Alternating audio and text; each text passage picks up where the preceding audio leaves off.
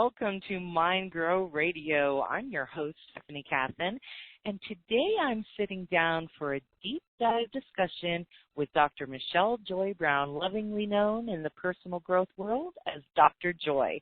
And we're going to be talking about the power of feeling on purpose. And the good doctor will be sharing some tips from her own personal growth toolbox with the listeners, so be sure to stay tuned for that. Before we get started, I want to tell you a little bit about today's guest.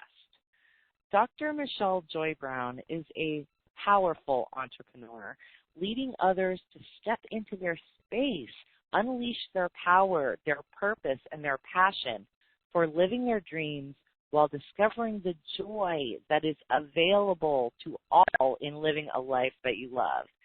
She's dynamic, engaging, a masterful storyteller, author, and speaker. And one of the things that I love about her is that she keeps it real. A teen mom many years ago, Dr. Joy learned the value and importance of setting goals to get to your target dream. She set many goals, and she accomplished them even when nobody believed that she could. Through experiencing a major paradigm shift in her thinking, she sat down to write her dreams and began working on each of them until they manifested in her life. Transforming from a quiet, shy, and passive young woman into a dynamic powerhouse who has dedicated her life to aid others in having the life-changing experiences and transformations of their own, while showing them how to free themselves from that mental, emotional, or spiritual prison and find joy and peace in their everyday life. And today she's joining us to talk about the power of feeling on purpose. Please help me give a warm welcome to Dr. Joy. Welcome. Yay! Thank you. Thank you. I am so excited to be here with you. And I'm just really just sitting here and embracing and enjoying this moment and to be able to share with you and your audience. It feels really good, doesn't it? I love mind-growing conversations. There's just something so wonderful about sitting down with a person who's interesting and talking about that deep dive stuff that nobody wants to talk about. I love it. It's just groovy for me. Yes. So your story is so amazing, and I just want to dive right into it because it's such a powerful testament about the power that we have within us to feel on purpose. So yes. You were a teen mom, and I know that I was a mom at 22, and that was hard enough. So as a teenager, I can only imagine the struggles that you must have faced, and that you came out and have turned your life into this amazing creation, which it is. And I just love what you're doing. Your message is so powerful, and your laugh is infectious. The way that you bring people up, like you elevate the energy of a room just by you being present, it's quite amazing. So when you look back at this, and when you look at your life now, when you were that teen mom, did you imagine then that your life could ever look as wonderful as it does right now? Oh, definitely not. No, back then my life was full of gloom and doom. And I could have, as a matter of fact, I remember thinking that and feeling that my life was never going to get better. And I believed it. And thinking that and believing that, I was, very depressed, oftentimes suicidal, and angry at myself, at God, and every person on the planet. So how were you able, you said you experienced a profound paradigm shift in your thinking. Can you share a little bit about that experience with us? Yes. One night I was suicidal, and I remember, sitting on my bed crying, and I said, God, if this is it, I'm done. And I looked over through the tears and I saw a book sitting on my bookcase, and it said, "The Amazing Laws of Cosmic Mind Power." And it had been sitting there for about 2 years, and I picked it up, and through the tears, I started reading it. This by Dr. Joseph Murphy. And I started reading it, and it almost sounded a little bit like, some of the religious books I had read. And so I was a little bit turned off at first, but then, as I continued reading it, I said, okay, God, all right, so I'm going to listen to this guy. I'm going to listen to the dude and see, what happens. And so I said, I give you 30 days. I'm going to give you 30 days. I'm going to read this book from cover to cover. And if at the end of the 30 days, if I feel the same way, then I'm done. And I promised that I would speak everything that I, learned in the book, which was all about changing my mindset. And, I was living with a very negative mindset. Everything was just bad. There was no good in the world. And through reading the book, I started changing all of my conversations with my friends, and my friends noticed that something was different. And I lost friends because of that, because, a lot of my girlfriends, we used to, talk about all men are dogs and life sucks and we can't stand our parents and there's all kinds of crazy stuff. And I turned that into men are wonderful. They're awesome. Not all men are dogs and, and things like that. And I love my life. I love my parents. And a lot of that led me to forgiveness. And so at the end of that 30 days, my life had literally changed. And I had changed my phone number. I changed my address, and I no longer associated with the people, that I had been associating with. And from that, it just led to better and better and better and better things. So I had a major mind shift. That is such a powerful story on so many levels. And a couple of things that I'm picking up from what you shared was it comes to that mindset piece, like you come to this place within yourself, like you're so sick of your own crap that you just make a decision to not tolerate it anymore. And it's like as soon as you made that decision, when you said, I will, am I done? And the answer that you got was no, because the next thing you were brought to this book, your attention was immediately brought there, and that gave you the inspiration to say, okay, I'm going to try this and be open to it, and you were open to letting go of those old stories. Yes. And another thing that really stood out for me was, in what you were just saying, was that you lost some friends out of it. And yes, oh my gosh, I so can relate to that, because when I started to change, I noticed that my friends didn't want me to change. And they didn't like it, because then they had to look at the fact that they weren't changing. And right, they wanted yes. to stay where they were, and I didn't. And I was very fearful about losing my friends. But what I realized through doing that was that the universe made way for new friends. Mm-hmm. And look at the amazing people that you're surrounded by now. Yes.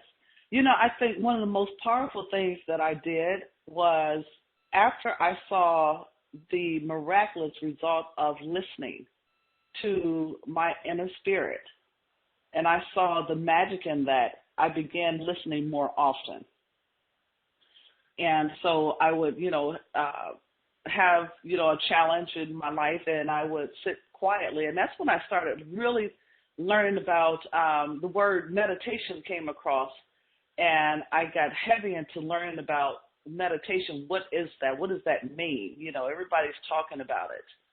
And so I started reading on it. I started meditating, and that also, played a huge role in my life, turning for the better, because I had to learn how to be quiet because, again, I had a lot of negative, or what I call it, whenever I've done therapy with clients, because I'm also a psychotherapist, I would tell them that we got to, kind of tone down the stinking thinking.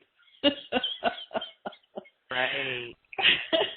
And I had a lot of stinking thinking that I had to get shovels for to dig them out of my system. And love that. So much shoveling had to be done, and a lot of listening, a lot of quiet time, and finding myself through all the mess, And, today I said that is so good. What you're saying right now is so juicy and good. Did you find when you started, when meditating first came into your awareness, were you freaked out? Like, were you worried that you were going to do it wrong? That was my biggest thing. I'm like, oh my gosh, what if I do this wrong? Is it working? I was so focused on doing it wrong that I wasn't really listening, and I almost gave up. But then I was finally able, through practice of being able to sit quietly, and I think that's the key, right? That's what I hear you saying, is you are finally able to sit and just listen. Yeah, meditation, I think, is approached by most people like prayer. Many times people will say, well, how do you pray? I don't know how to pray. I'm probably praying wrong and that kind of stuff. But I believe that, within us, there's a winner in us, and I believe that winner is God. And whatever it is that we're trying to do, all we have to do is just sit back and chill out, because we overthink almost everything. What color shoes should I wear today? Oh, my gosh, should I wear the yellow shoes? Should I wear the red shoes? Should I wear the black shoes? Oh, my God, I don't know what shoes to wear. Just wear a pair of shoes.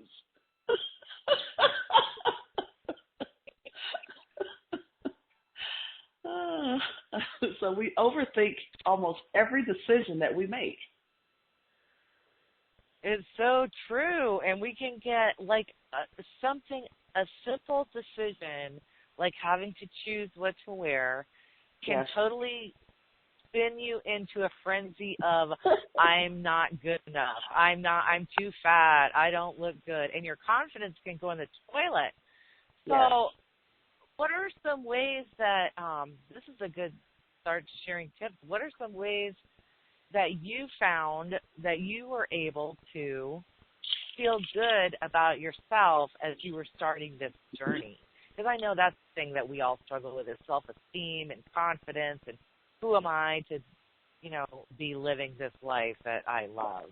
Who gets to do that? Yes, I had to go to the self-esteem store to buy me some self-esteem because I had none. Where did you find that place? I need that address.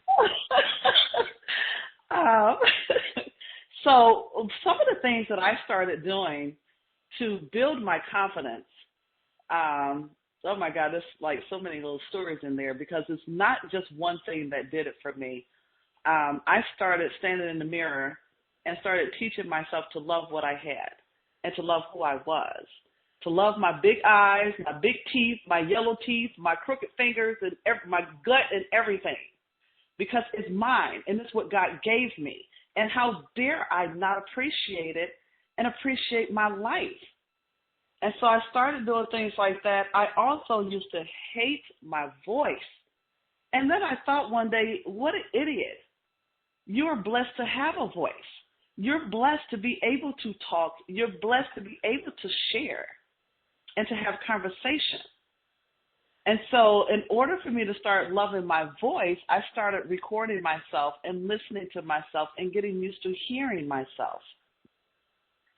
It's really interesting that there's so many people in our world that don't love themselves. And I was one of them too. I didn't love who I was. And that was hard for me when I realized that I didn't love me. How can I expect anyone to love me if I don't know how to do it? How can I teach another person how to love me when I don't know how to? And so I had to find myself. I had to figure out who Michelle Joy was, and it was a long process, but I enjoyed the process because today I love me for me. Hashtag I love me for me. Nice. and so I love working with people, women in particular, and teaching them how to see that they are an absolute treasure and that they are beautiful and that they are amazing and that they are worthy and they're worth being loved. They're worth being friended. They're worth everything in this world because they were created to be beautiful, amazing, joyful, powerful, And so there's so many things that led up to who I am today. Tons of stories, and we would definitely need 2 hours for that. At least. So, Dr.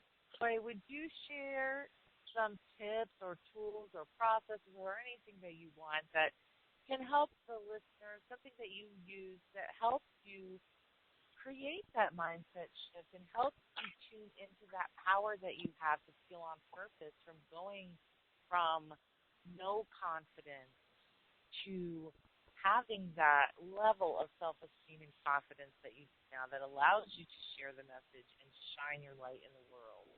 Yes. And I know that a lot of that people struggle with is feeling like they're good enough. And you have such a wonderful ability of tuning into the heart of the person that you're speaking to. I love that about you, by the way. I just want to add that in.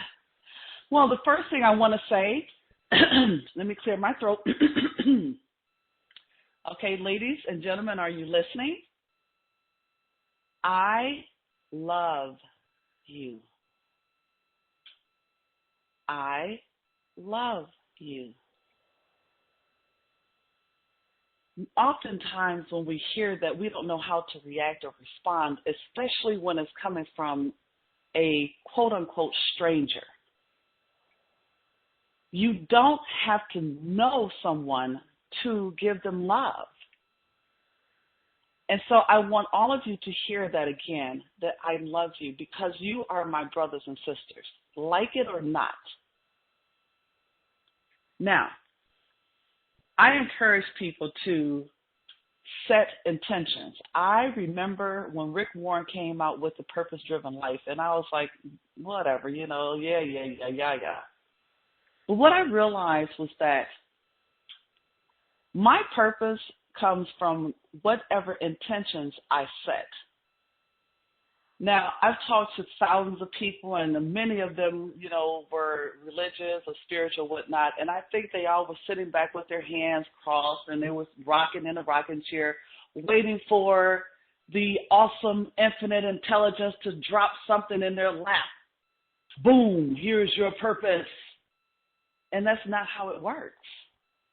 You set the intentions for what you want in your life, and then you go out and get it. So let me explain that a little more. What I had to do is I remember sitting down and I wrote out what I wanted for my life, because I felt that I had been given this gift and I get to do whatever I choose to do with this life.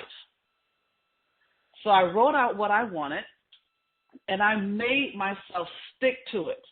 And it's one of the problems that a lot of people have is they'll set goals and they won't accomplish them because they get sidetracked and they forget about the goal that they set a year ago, 2 years ago, 10 years ago.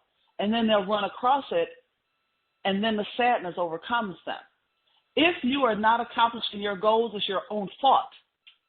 If you're not setting intentions, that's your own fault. Stop blaming everybody and start looking in the mirror and take responsibility for who you are and what you want. Set your intentions, make small steps to get to where you want to go. if you have a goal of becoming an entrepreneur, or you have a goal of going back to college, you have a goal of having children, you have a goal of getting married, whatever it is, you set up small steps to get there.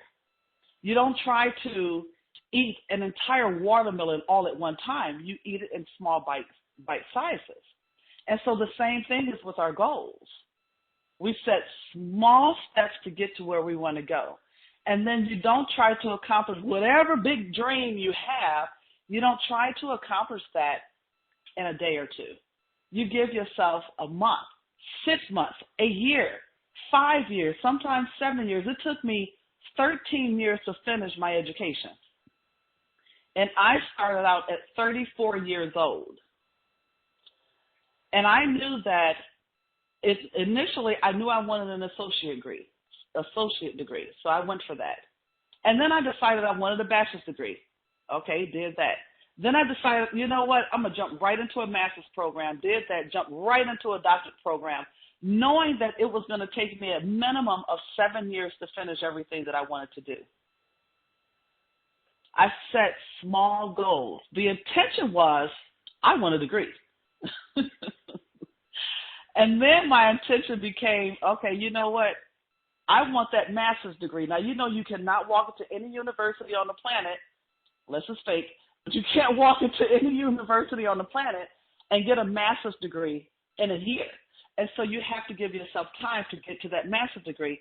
And I will say this, being a professor, that don't look at the years if you are 34, 40, 50, 60 years old. Don't look at the years. Look at what you desire. And you go for that with everything within you. Stop looking at the years. So what? This is the time. This is it. And so now, instead of talking about what you haven't done and what you wish you could have, should have done, do it. It's not too late. I've had 65-year-olds in my bachelor's programs. This life right now, and for those of you hearing, this is your time. Everything happens for a reason and when it's time. And Stephanie allowed for me to come on this show, and I'm here for a reason at this time for you. So either you will listen or you won't. The other thing that I've done in my own life is I've created banners and I've posted them in my house. I've created poster boards, dream boards, vision boards, and I kid you not, when those things are in front of me, I accomplish them because I'm constantly reminded of what I said, and I'm a woman of integrity. If I say I'm going to do it, I am going to do it, and I am going to do a fabulous job at whatever it is. Oh, I love that so much. You have shared such powerful information today. I just want to take a moment and appreciate you for feeling on purpose and accomplishing your dreams and for dedicating your life to serving others in this way. I am so honored that you're in my circle and that we have the opportunity to mastermind together and connect, that you decided to come on the show. I just adore you, Dr. Joy. Thank you so much. Well, thank you. And I can't believe that our time has flown by. No. Crazy. If you would just share where people can learn more about you, if you have a website or Facebook page, or how can people tune in to the essence of Dr. Joy? The best place, two places to find me right now is on Facebook, and I'm under Michelle Joy, one word, Brown. So that's Michelle Joy and then space Brown. That's the best place to find me nowadays, and also on Instagram under Dr. Joy. And I think it's Dr. Joy Brown. Listeners, check out Dr. Joy Brown on Instagram, connect with her on Facebook, and take the advice that she's given you today. She's shared some great tips.